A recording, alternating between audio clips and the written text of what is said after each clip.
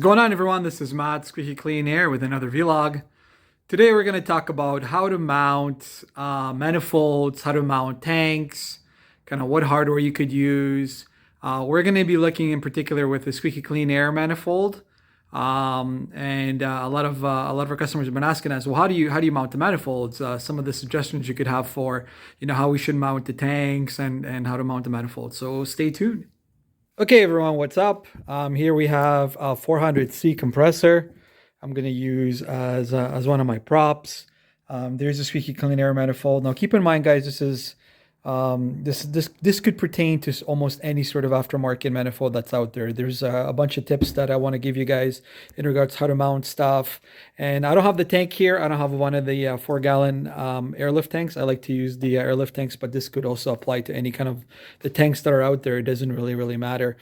All right, so let's focus on the compressors. Very important. So the way these wires mount is they have these little rubber feet, and you usually get hardware within the kit. The wire provides you with these sort of black mounting bolts. I believe they're metric. These, I believe, are made in China. So China and Taiwan uses metric for the most part. So these are metric nuts and bolts that come with it with some washers. Now this one is literally just enough to feed through. So you might run into some issues where this is just not long enough. Say, for example, if you're going through like hardwood, or say, for example, you're going through a laminate or anything like that, you might not have enough of the length required to go through and later to be able to put a nut and bolt. And it's very important that when you're mounting these wire compressors that they're nut and bolted through any kind of a substrate. If you just put a screw through it, it'll eventually come loose and it'll start grinding. Why? It's because there's a lot of pressure, and the motor moves in order to pump the air. This is essentially a pump, so there's a lot of movement around. So if you just basically put a screw through here, or sort of like a wood topper, screw, it'll eventually come loose and come through. So these are very important when you're putting in the wire compressors, that you use a nut and bolt setup. Now these that are come out of the package are usually not long enough. So what I like to do is I like to use longer screws. And when I mount the compressors, I like to put it from underneath the substrate and then use a nut on top. So it sort of sits kind of like this. And the reason why I like to do that is because, say, for example, you install a setup. And say, for example, you have it on a board and the board is mounted in your trunk. If your screw is pointing this way and you need to, remove it for some reason, or there's an emergency or anything like that, it's a lot easier to remove it when it's protruding up, or when it's going up like that. And all you got to do is literally remove the nut, and that will allow you to slide it off. So I don't have a trunk that I'm working on right now to demonstrate for you guys, but I believe the next, I'm going to be doing an installation probably in a month or so, or whatever.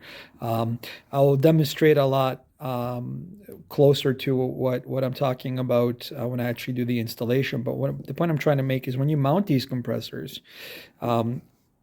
these are 8 by 8/32 nuts and bolts, and they seem to work for like majority of air. So I believe these are like 8mm or something like that. These screws, they're metric, obviously. These are a little bit thinner. But it doesn't really matter. The main idea with compressors, when you're mounting compressors, is to make sure that there's a nut and bolt setup, that these are securely tightened to whatever substrate you're going through.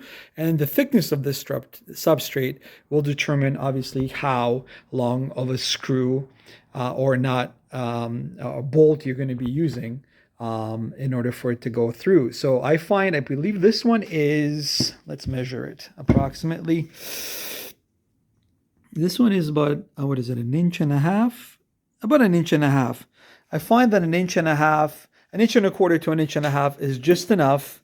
A lot longer than the factory one. The factory ones are never enough, especially if you're going through hardwood and stuff like that. So you want to get something a little bit longer. See, this one's a little bit thinner, but it doesn't matter.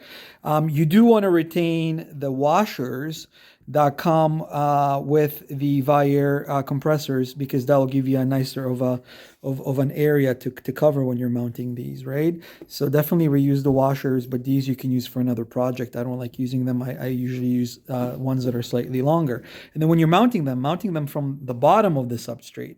So they basically are lodged into whatever substrate you have. So this gives you flexibility to remove the nut and then just slide out the compressor if you need to. So that's one tip I can give you guys when you're mounting them.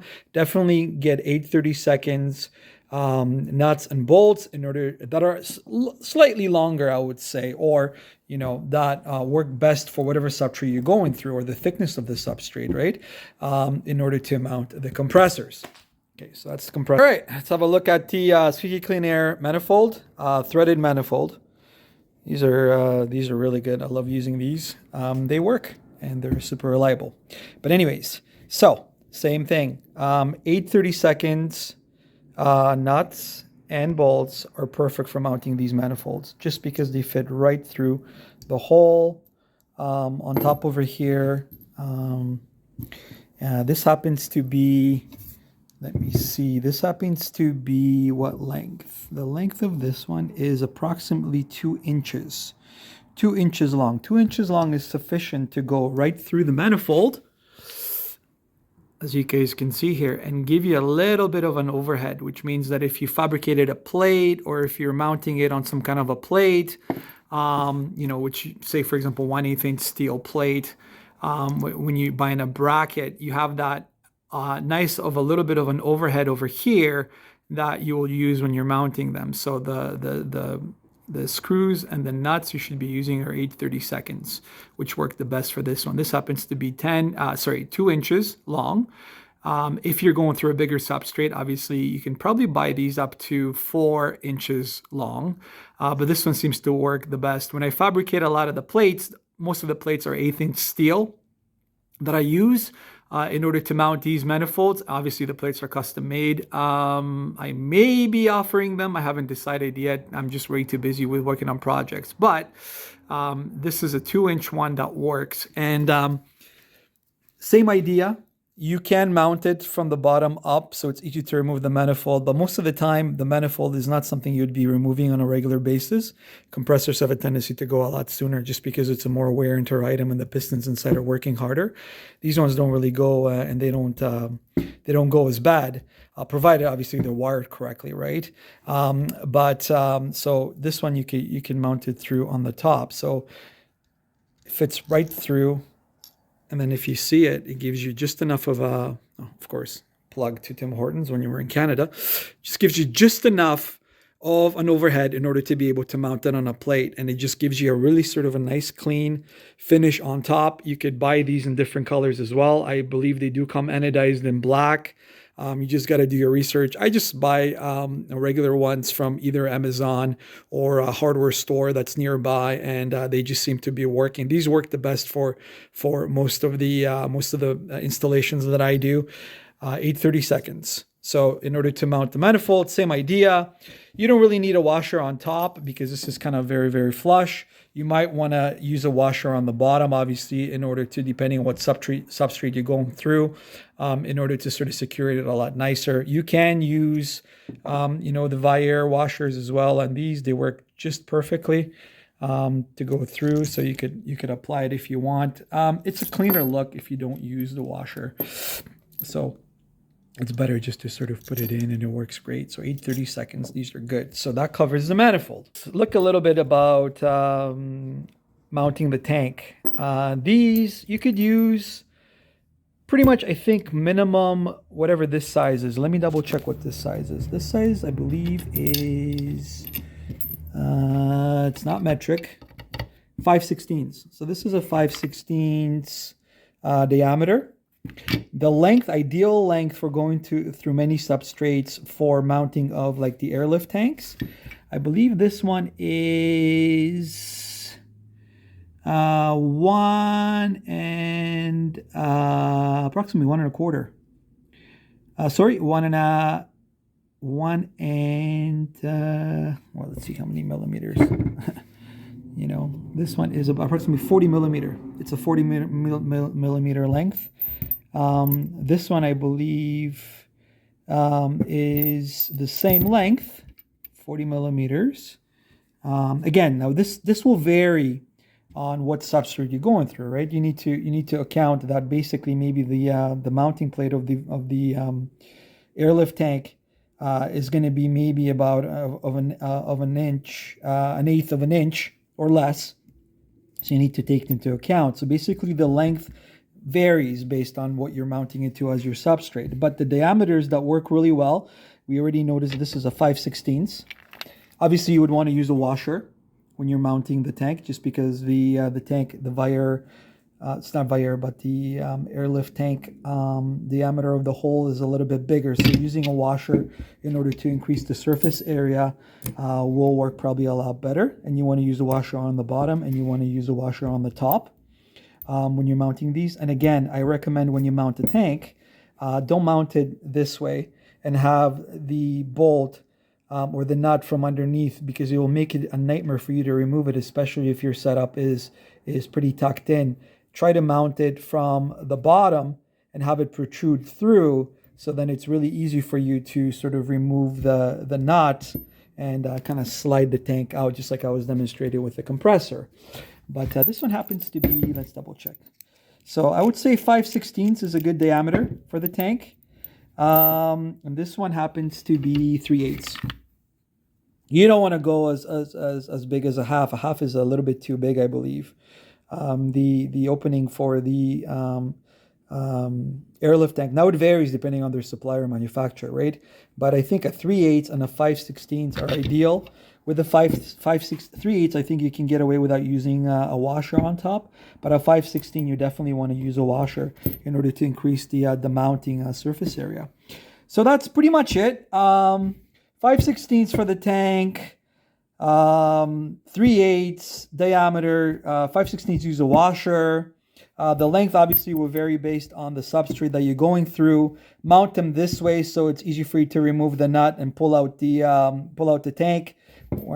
Keeping this most likely inside, depending how you mounted it. That'll give you the ability to sort of remove your tank, unless you have everything mounted on a board, and then it makes it easier to do it. Another tip I can give you guys is when you do an installation, mount your tank, your compressors on an easily removable board. So that way, when you have to do any kind of a maintenance, or you're replacing check valves for the compressors, because these have a tendency to go through bad, or you're replacing a burnt out compressor because you forgot to ground your shit or stuff, then it just makes it easier to slide them off. Tank, not so much. I guess it doesn't matter, but if you have everything on a board, it's a lot easier to remove. 8/32 for these little guys to mount them through however you want. Obviously, the length will vary based on the substrate. And to mount the Squeaky Clean Air manifold, 8/32, 2-inch long, work really, really great. So now that you guys have this information, go out there whenever you're doing an installation using our stuff. SqueakyCleanAir.ca if you want to purchase, or if you guys want to contact us, or if you have any questions in regards to the air suspension or anything that you see on this vlog. That's the reason why I do it, to sort of educate you guys and share some experiences. Remember, no one's an expert when it comes to air suspension. We're always learning, and the best way to learn is to learn from each other. So if you guys have any questions, add us up on Instagram and follow our YouTube videos. So Matt out. I wish you all the best. I love air suspension, as I'm sure some of you guys do as well, because you watch these videos. If I made some mistakes, please don't kill me here. We're doing our best, but hopefully this helps you guys out, and keep on riding low. And I love air suspension, and I'm sure you guys do as well too. All the best.